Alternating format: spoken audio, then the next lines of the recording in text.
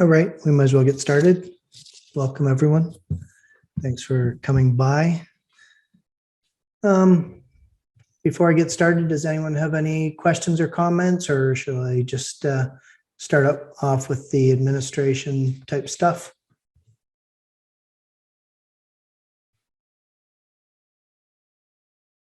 Okay, I'll start. Just going to pull up my chat screen. You can always reach me in chat as well.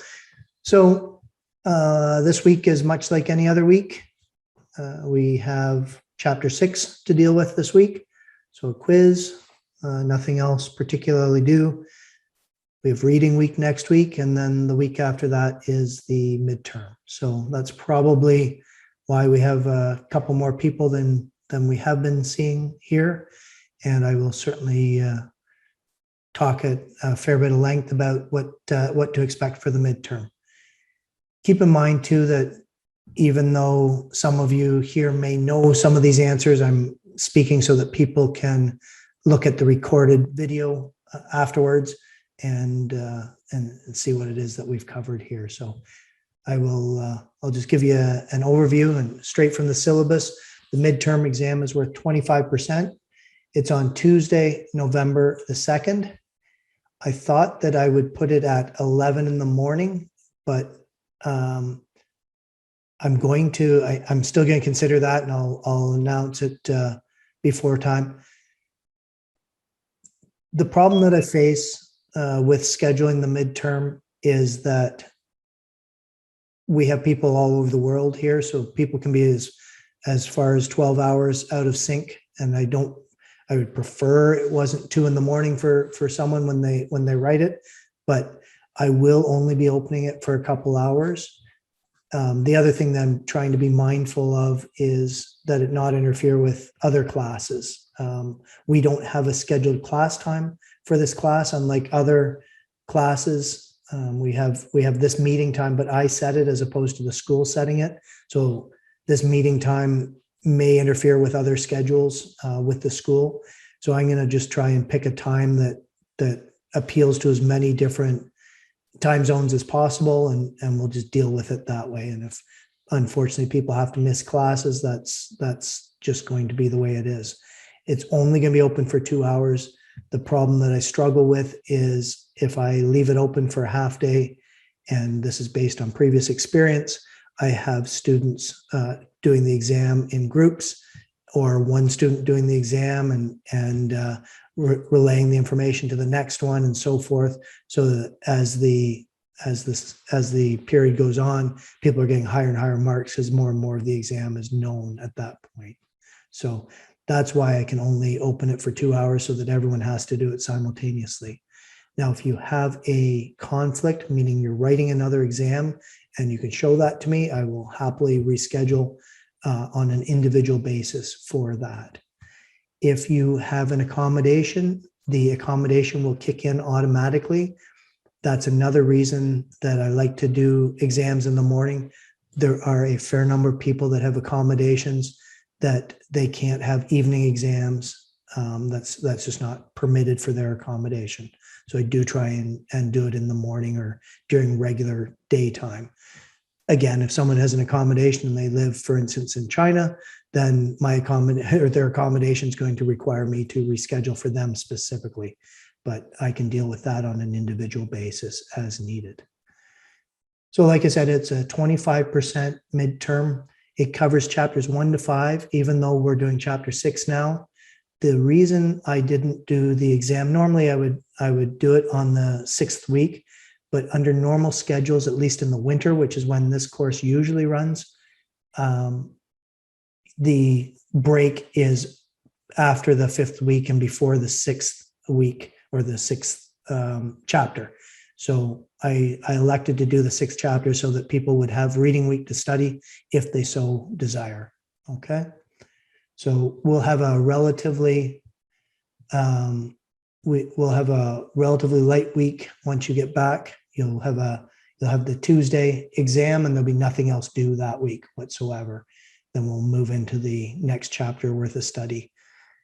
I would remind you also, while I'm thinking about it, that we have a a assignment. We have a written assignment that's worth 25%. I would try and use some of my reading week for that if I was looking to get a good mark on it. So if you haven't had a chance to do much on it, I would spend a fair bit of time when you didn't have other competing assignments on reading week to get ahead on that, because that's going to come pretty fast. That's due Tuesday, November 23rd, which is probably 5 weeks away now. It's not too far away at this point. The midterm exam, chapters 1 to 5, like I said, 60 multiple choice or multiple answer or true false, and 6 short answer questions. So the multiple choice, multiple answer will come directly out of the same group of questions that you've seen each week in your quizzes. So your quizzes were practice or preparation for that. I'm not going to put out any practice exams. I'm not going to reveal the answers to quiz questions or anything like that. The expectation is that you study the book, do the readings, and make sure you understand the content. It's going to be an open book exam, so not to worry about that. I have a question whether the midterm is proctored. It is not. It is not a proctored exam at all. So you won't need a microphone or a webcam for that. For the final, if you're one of the people that has qualified for the proctored online exam, and I'll talk about that in a second, then you'll probably need that sort of equipment for that. But for the midterm, you do not. It's an open book. You can use any resource. You can be online. You can do anything with the exception of other people. So you can't do it as a group. You can't be in a chat room. You can't share answers, those sorts of things. The expectation is that you do it on your own. I frankly have no way of monitoring that, but I will put that to your integrity to do the exam on your own. Okay. The 6 short answer questions will be just that. There'll be a 5 or 10 mark question, meaning that regardless of whether it's 5 marks or 10 marks, I'll be looking for 5 points unless it says list 6 items or list 3 items or something like that. You're more than welcome and in fact encouraged to do the short answer by point form. You don't need to do full sentences. The easiest way for us as markers is if you use proper paragraphs or at least space things out, do numbered lists, do bullet point lists, however you want to do it, and make your points that way. If you send us a block of text, it's extremely hard to read, and in reading it, we may miss some of your answers. So my strongest possible advice is to answer in point form. If I say list, do just that. Don't do any more than what I ask for. So if I say list 5 items or list 10 items, just list them. If I say detail or list and explain or those kinds of terminology, then that means you have to list them and then provide an explanation beside each of the line items. Don't overthink it. Don't overdo it. If I ask you to list 5 and you list 7, I'm marking the first 5. Okay. So if I give you 8 short answer questions to choose from and say do 6 at your choice, and you do 8, I'm marking the first 6. Okay. So that's the only way I can do that's fair.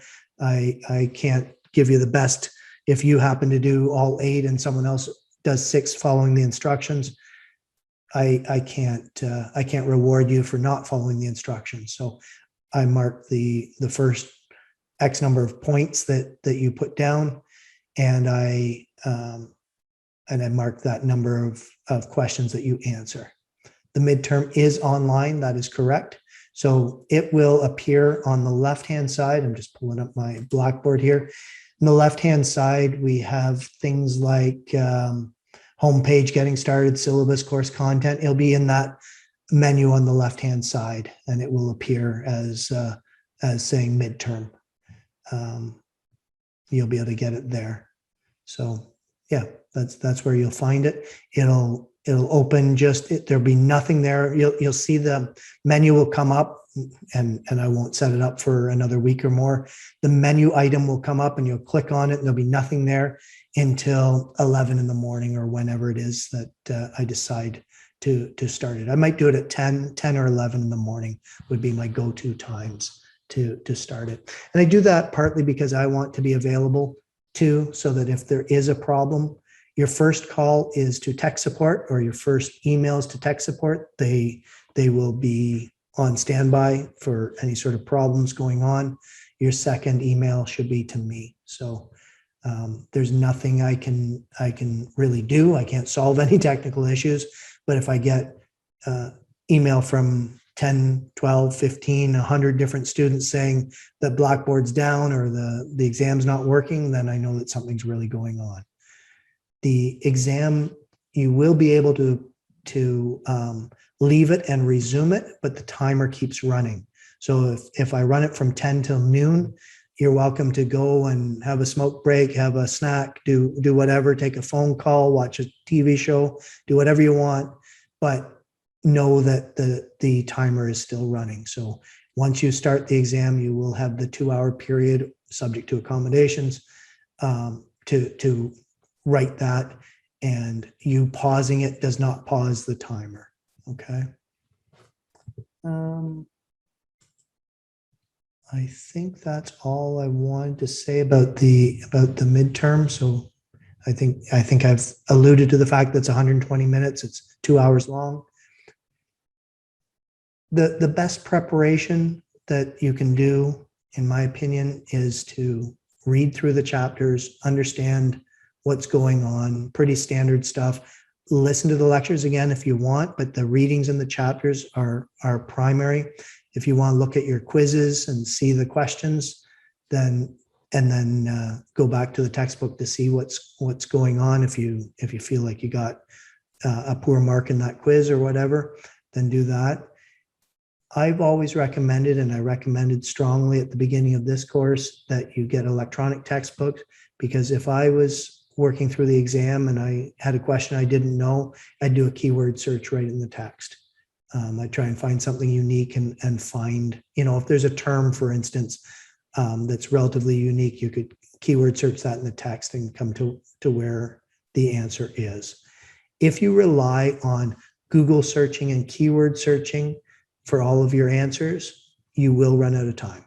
The multiple choice, it's not a particularly long exam, but the multiple choice is enough that if you have to look up every single answer and you decided that you're going to try and pass this course by Googling answers, you're going to be disappointed in your mark. And often students send me an email at that point telling me how the exam was too long, whereas I see people that are well prepared can easily, this isn't the first time I've run this exam at this level and in this course, so I know it's very doable with proper preparation. Any questions about the midterm specifically from anyone? I had a question. So you said if it interferes with another class, you would move it, or how would it work? Yeah, so I would set you up specifically. Like, I mean, I'll say you we're in a situation where you've got an exam, like a test. Not if you're just missing attending a class, that I can't accommodate. But if you had another midterm and it was at the same time or overlapping that time, you just need to show me that, and I would make it so that, for instance, it was available at 4 p.m. for you, or 8 a.m, or whatever we put our heads together and decided. Could you repeat what time you said the midterm would be? Because I had another class, so I just wanted to know. And your voice was lagging when you said that. Oh, okay. Sorry. Must be a slow internet connection here today. What I said was, I believe I'm going to go with 10 till noon on the Tuesday. I think it's November 2nd. Let me just verify that. Yes. Tuesday, November 2nd. I believe I'm going to go with 10 to noon, but I'm going to send an announcement to verify that. I haven't locked down the hours for it yet. So my go-to time. What I was saying was I like being available so that I'm sitting at my desk if there's some sort of meltdowns type emergency going on, so that I can help to the limited extent I can. But you should certainly reach out to IT first.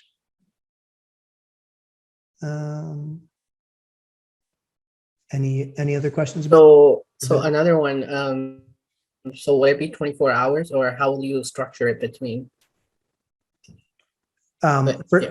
For you, if you had another midterm that overlapped the 10 till 12, Yeah. you and I would just go back and forth with email, and we'd pick another time. It wouldn't be open for 24 hours. It'd be open for 2 hours, subject to any accommodation.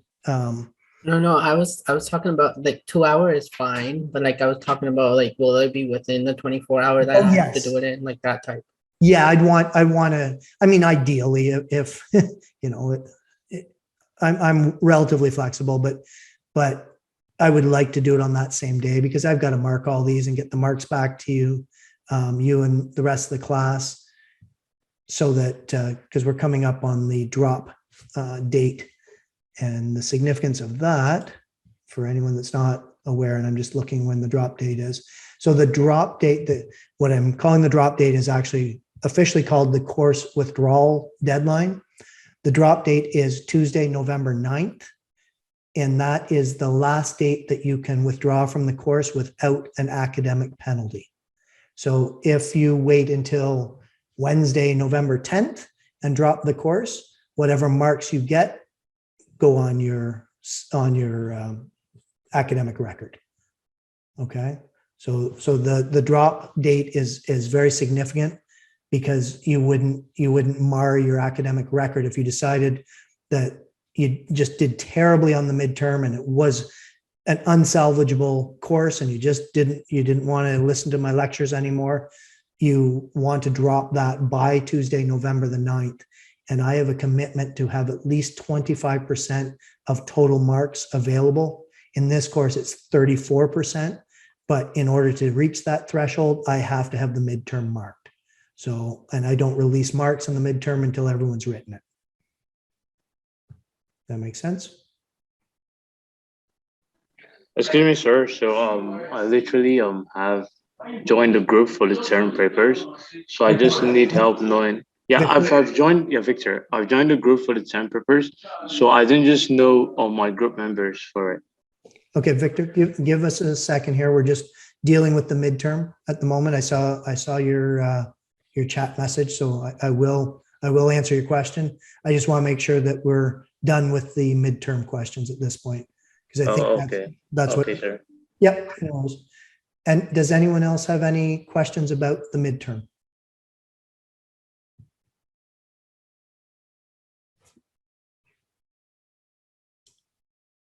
I had I had a question about the final, if you would take it. Yeah, I'll answer Victor's question first, and we will get to the final for sure. Okay. Anyone else with the midterm? I just don't want to jump around, just so that people, if they're watching the recording, they can jump and just cover everything at once. They don't have to listen to the whole thing if they don't want to. All right, so I'm moving away from the midterm for now. I can come back later. Victor, you don't have a group for the term paper, but you did join. So it's not a group term paper. That's the first thing. Please read the announcement that I made in the announcements section about the paper. It's a group. You join a group, and that group defines the topic. That's all it does. So when you go, okay. So if you have joined a group, you won't find it. If you go to group topics, you won't find anything there. If you go to assignments, though, you'll find your topic will show, and that's how you submit it, through assignments. But your topic and all the question and everything else is there for you.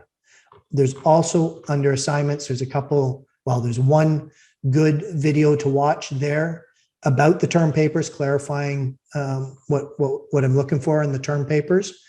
And if you go to course content, general, it's got a couple good things to watch. One of which is, just scrolling down here, citations to formatting using APA, that's a video, and academic skills, proofreading strategies. I'd strongly suggest everyone watch those. There's a lot of good information in there.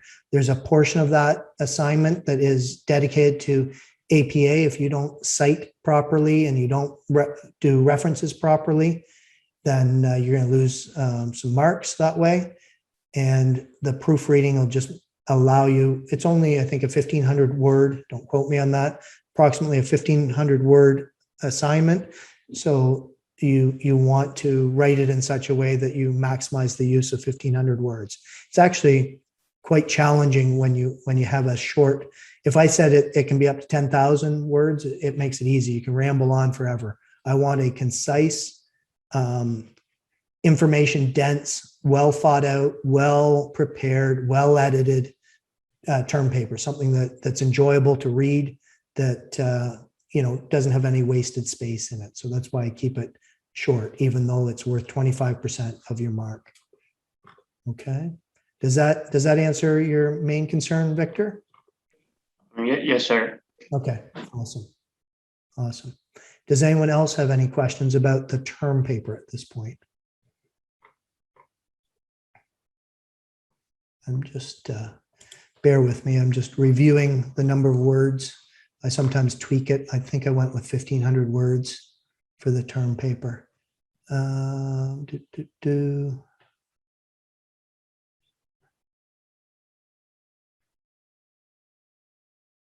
don't think I said anywhere. That seems odd. The term paper is in Word format, submitted in Word format. I'm not going to accept it in any other format, so please do that. That's very interesting. I don't have a word count in that. So there's an announcement that I will make. And it actually, you know where it is. It's going to be in the assignments. Yeah, that's where it is. 1,200 to 1,500 words is what I specifically said. So that's a formal paper. It's another thing you'll want to write it in a formal way. You'll want to avoid first person. What I mean by that is don't say I believe, I think, I saw, none of that. You want it to be in a third person, passive sort of setup, meaning the dog was brown, that sort of thing, not I saw a brown dog. If that is, as a really quick example makes more sense. It's supposed to be scholastic and written in a formal tone. So don't use contractions, don't use slang language, that sort of thing. It's supposed to be an academic paper. Okay, we'll talk more about that as we get closer. The term paper isn't due for a little while, it's 5 weeks out. What I would be doing now is I'd be writing a lot of content. I'd be getting my research together. Don't forget, you're looking for 10 different references. You may cite them more than once. So you might have 20 citations for 10 references, meaning 2 each throughout the paper.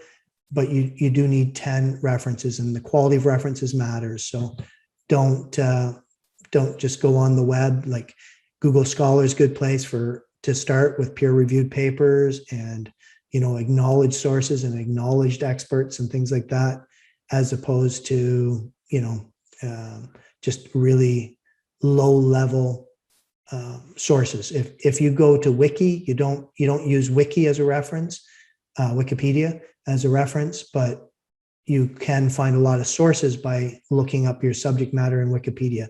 If there's an article about it, then you'll find out that they have all these other references, and I would go straight to that source and quote that source.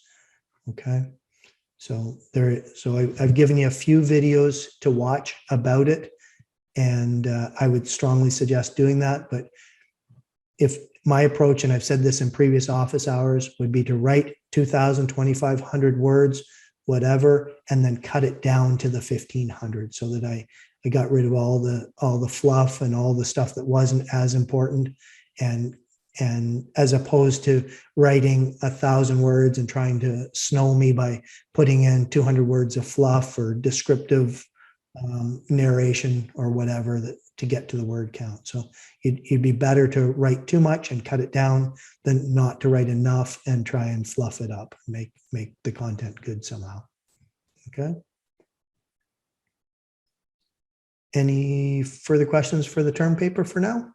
The term paper is just research, right? Say that again. The term paper is just research, right? Because I don't think I've written it before. I have written research papers, but I don't know. So is that? It's a research paper. Yeah, I don't require a lot of sort of formal, like I'm not requiring things like an executive summary or anything like that. Just keep it very simple. It's just a research style paper in APA format. And yeah, if you watch the video that's in assignments, that'll help. There's a term papers video there that I kind of go over my expectations, and then again go to course content general, and it'll give some guidance about doing proper edits and using APA format. Is there any samples so that I can just look at the format and stuff like that? Samples in terms of APA format? No, of the research paper, like No, okay. No, I haven't provided anything like that. No, but it's essentially an essay. It's not any different than an essay. It's just I'm looking. I think I require a cover page, and most importantly, you need to have a reference section. So that's mandatory. You have to have that. But other than that, it's just a simple. The questions are pretty specific. The topics are pretty specific. So just attempt to answer those. I would structure it like I would structure any other essay with an introductory paragraph. As I'm not saying an introduction, just an introductory paragraph and a concluding paragraph. And in the middle, I would have the meat of my argument. So just a standard essay style setup would be the way to go. Okay, great. Thanks. Okay. Yeah. And like I said, we'll deal with this as we go along, as we get a little closer. I'll tend to talk about it more and more as we go. Okay. I'll move on now to the final exam. So this has been an exciting few days based on the announcement that I was asked to put out by Dr. Hurley, who's our chair of our department. The fundamental idea that may not have been fully conveyed is that this is an in-person exam. It always has been. That has not changed. That's not something we just changed now. At the start of term or before term, it's an online delivery, but an in-person exam. Always has been. The radius that Trent University expects students to travel from is 200 kilometers. 200 kilometers is well past Mississauga and well past Belleville and probably getting close to Kingston, going in the other direction. So there's a fairly massive radius that they expect you to find your own way to Trent and to write the exam in person. Now, a couple things. If you were outside that radius, if you lived in China, if you lived in India, if you lived in the UK, wherever you live, you're obviously not going to fly to Canada. You may not even be allowed to fly to Canada to write the exam. So in that case, there is a proctored online exam option. And that's just a matter of me vetting that was the purpose of that announcement and the email responses that I've been dealing with over the weekend. So if you were accepted for the online proctored exam, I have responded to you saying you are approved. I am submitting the list of approved students to Dr. Hurley to be processed. Now, what we're trying to do to make we recognize there's lots of people in the GTA, and you know, let me go on a side note here for a second. There's lots of people that drive from Peterborough to downtown Toronto every day to attend work, and they do it, you know, morning and night, 50 weeks a year. So do I have a ton of sympathy that someone might have to hop on a bus and might take them 3 hours one way, one day in the year? No, I don't. And that's Trent's position as well. It's unfortunate if you don't have a ride or it's going to be a little inconvenient, but it's not the end of the world. So the expectation, if nothing changes right now, is that if you live in downtown Toronto or Whitby or Oshawa or whatever, that you go to Peterborough right on the campus and do the exam that way. What we're trying to do to make life easier for especially our GTA friends is we're going to try and have it at Durham as well. So Dr. Hurley has asked whoever his boss is that for us to have permission to do that. I will invigilate that if that happens. That's what I traditionally do.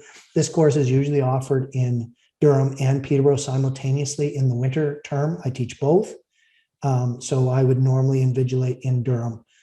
Dr. Hurley and Jordan, who's our workshop leader, will invigilate in Peterborough if I'm invigilating in Durham. So fingers crossed, we should know that in a couple days.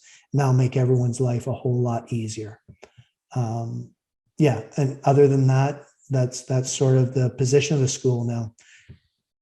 It's not necessarily how I would have approached it personally. There's a $30 charge that the school incurs for every person that writes that online proctored exam. And that's, I believe, the main reason that they're making people come in person as opposed to having the option to just say, I want to do it online. Okay. So any questions about that? Yeah, I had a question. So that email you were talking about, when can we receive that, or how is it? If you can explain more about the email thing. So I'm a little confused. Are you saying when will you receive approval? Yeah. Right. If you haven't received approval now, you're not going to get approval.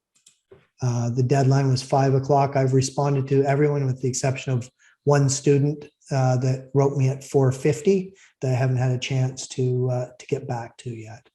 But if you haven't received approval to write online, then it's not forthcoming. What if you're an SAS student then? Because that's a whole different thing. Yep. Sorry to interrupt you. That's an entirely different thing. So an SAS student will have accommodation. I will deal with that on a one-to-one basis. My advice for anyone in that situation is to contact their advisor. If we can, I mean, they host SAS exams both in Peterborough and Durham. I see no reason why they won't host that in Durham, whether or not we get permission to do the general exam in Durham.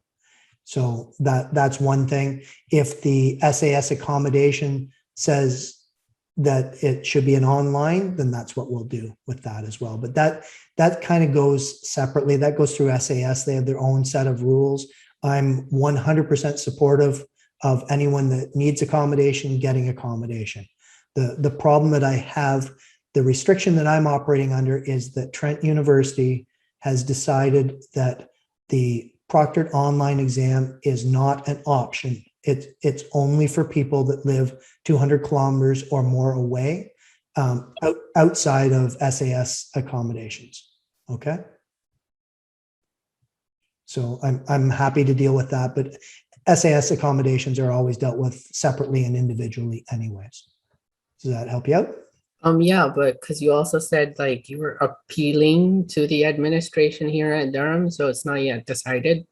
Yeah, but what I just said is that even if we don't get the exam hosted in Durham, I see no reason why SAS can't host for the accommodated students in Durham.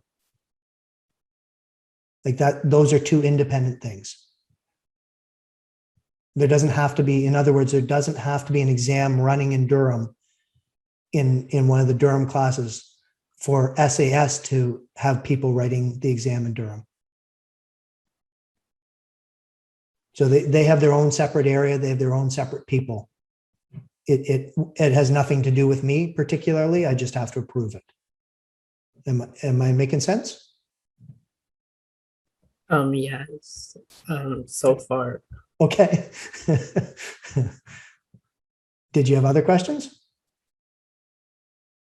Yeah, I'd love to ask when, like, where does the final exams take place? Like, where on the Peterborough campus? That'll be subject to the schedule. So when they release a schedule, and I haven't even seen a draft schedule, I believe Dr. Hurley has, because he made some comment about that. At some point, they will publish a draft schedule to the professors, and within about 3 or 4 days after that, they'll publish it to all the students. Sometimes they'll be in the gym area. Sometimes they'll be in, specific classrooms or whatever. Mostly, I think they're in the gym. Quite honestly, I usually handle the Durham end of things because most of the professors are based out of Peterborough. I don't attend at the Peterborough campus very often, so I usually invigilate in Durham, which is, if you guys are attending there, there's that bigger classroom with the stage that's to the west. It's the west end of the building. That's where all the exams I've ever had are. So they can fit probably 300 students in there. Oh, I see. Okay. But in Peterborough, I think it's usually in the gymnasium. I think they can divide it up and partition it. I've only been there once or twice. It's been a while. So it's on the west side of the water. So yeah, the main gymnasium is where most of the ones are, but it'll specifically tell you. It'll say it's December the 12th. I'm just making up the time, a day and time, December 12th at noon in room whatever. And there's campus maps available, so not to worry about it. I had another question. Yeah. So will you tell us, or where will you put an email out when here at Durham when the appeal is done and Yes. when the decision is made? Yep, absolutely. Like I said, Dr. Hurley has put in a request as of Friday. I would anticipate in the next day or two we'll find out. And I'm hopeful. I'm pulling for having a Durham one. It's easy for me to get there. I'm happy to invigilate, and it makes all the people, and most of the people that I had to reject by the standards that Trent has set were in the GTA. So that would solve anxiety for a lot of students. Probably 15 students would have a sigh of relief knowing that they only had to drive to Durham or take a bus to Durham instead of going all the way to Peterborough.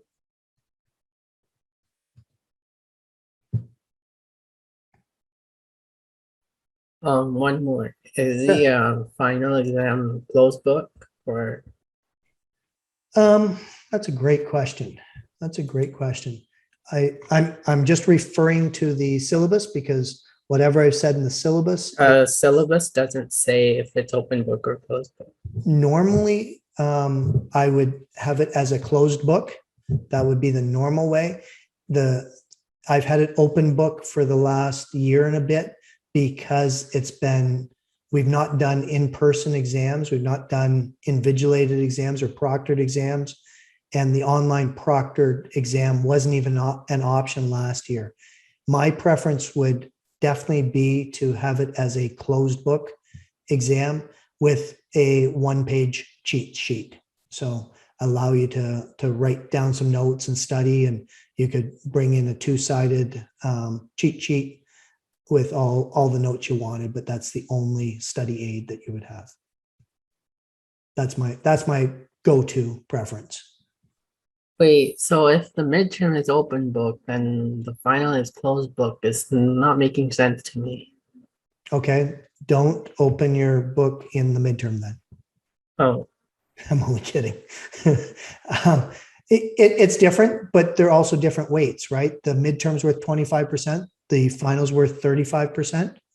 So quite honestly, if as a student, if I had a choice between an open book and a closed book, I would much prefer a closed book exam. An open book exam can just has a wider range. When we design exams, we know whether we're designing an open book or a closed book exam. So when I design a closed book exam, it's not going to be as difficult as an open book exam, because the expectation is you've got the information in front of you. So I have to make things more challenging, because I can't just ask you facts out of the book because you just look them up. Right? Does that make some sense? yes. Okay.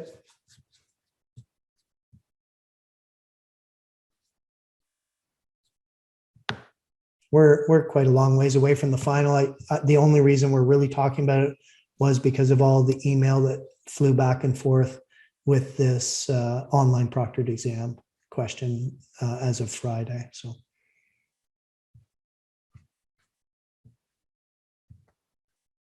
So I guess sort of wrap up advice. Yeah, focus on chapters 1 to 5. Don't worry about chapter 6 when you're preparing for the midterm. And do the reading. Look at the chapter, like each in all my lectures, and at the beginning of each chapter, there are sort of learning outcomes, or I'm not sure how they phrase it, but let's call them learning outcomes. And I even do that. I bring those learning outcomes in the course content. So if I go to, well, let's look at this week, chapter 6. Now, granted, this is not going to be on the midterm, but chapter 6, my learning outcomes are: describe the need for business intelligence and advanced analytics, and how databases serve as a foundation for making better business decisions. And then there's 2 more. Make sure when you're done studying that you can describe those learning outcomes. Learning outcomes are great ways for me to phrase those short answer questions, right? Those are things you're supposed to know when you're done with it. There would be 3 to 4 per chapter typically. So make sure that you have a comprehensive answer for each of those learning outcomes.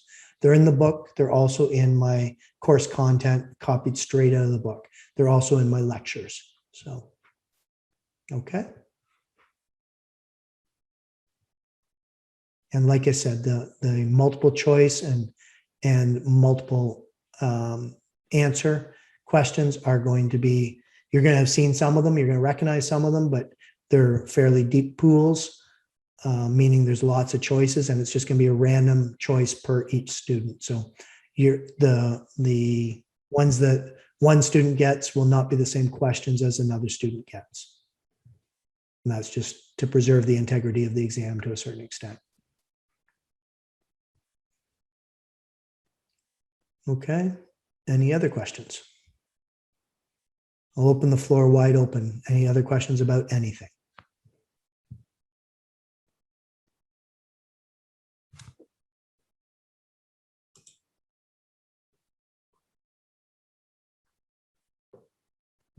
So someone asked how many short answers are in the midterm.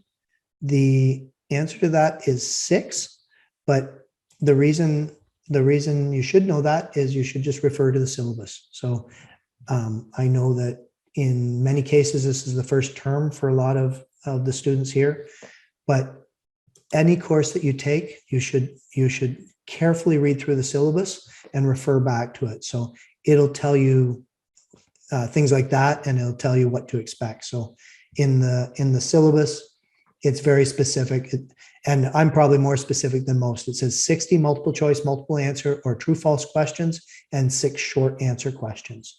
Now, I may give you a choice of 6 out of 8 for the short answer, but you'll need to answer 6 of them regardless.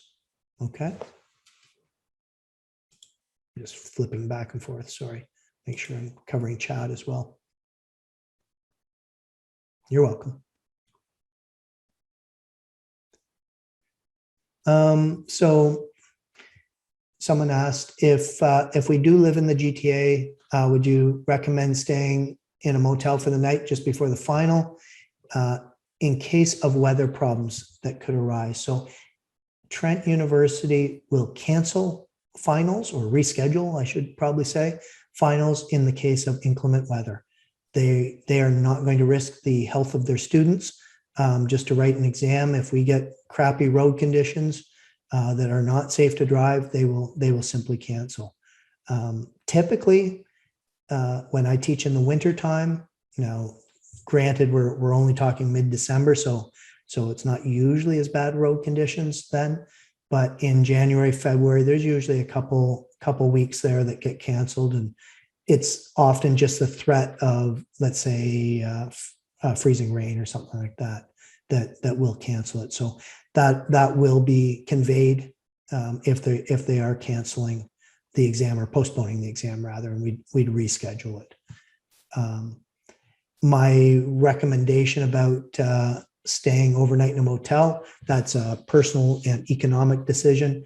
If that makes things less anxious for you, I'm a person that when I go to fly out from Toronto, I'm only an hour and 15 minutes away from Toronto, where I live.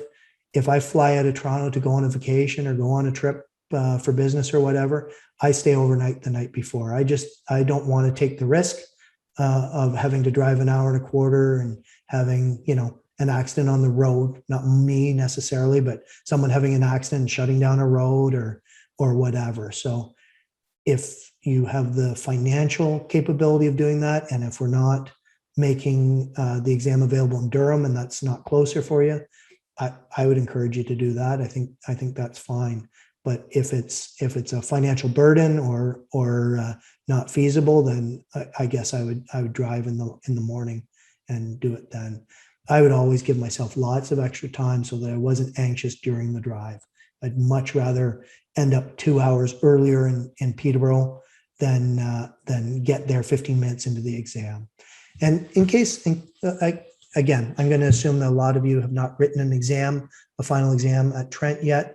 The standing policy, there's some standing policies. One of those in a final exam situation is after an hour, if you're an hour late, you're not permitted into the exam room. So if it's a 3-hour exam and you show up an hour and 10 minutes late, you're not getting in. No one leaves before an hour has passed. So either you're in there for your exam and you do exceptionally incredibly well and get through it in 50 minutes, you still got to sit for 10 minutes, or you blow it and 15 minutes in, you're done. You still got to sit for an hour. And then at the other end of things is in the last, I believe it's 10 minutes, it might be 15 minutes, but let's say 10 minutes, no one leaves. So if you get to 10 minutes left, the invigilator, the proctor says there's 10 minutes left in the exam, you just stay. And the purpose of that is to the people that are now in this high anxiety mode, they're scrambling to get as much stuff down as they can. You're not distracting them by walking in front of them, dropping pencils, picking up things, that sort of thing. So those are kind of the standard rules. You have to stay for an hour. You can't attend the exam if you're more than an hour late. And once you get to the last 10 minutes, you sit and wait, even if you're done. So. And it's just out of respect. All those rules are out of respect for your fellow students, so that there's as little distraction as possible. Sometimes we've got, I teach classes of 300, so sometimes there's 300 students in a room, and if everyone was getting up and moving around and everything, it'd be an incredibly distracting environment for some people. So, okay.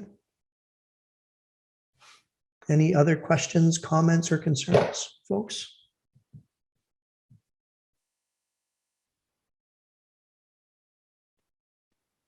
All right, well, I'll hang out for a few minutes. Feel free to get on with your days. If you have questions as you're preparing for the final, even if it's over reading week, I'm still around, so feel free to reach out to me. I will not host an office hours during reading week. So don't worry about attending for that, but do reach out if you have questions. Thanks very much.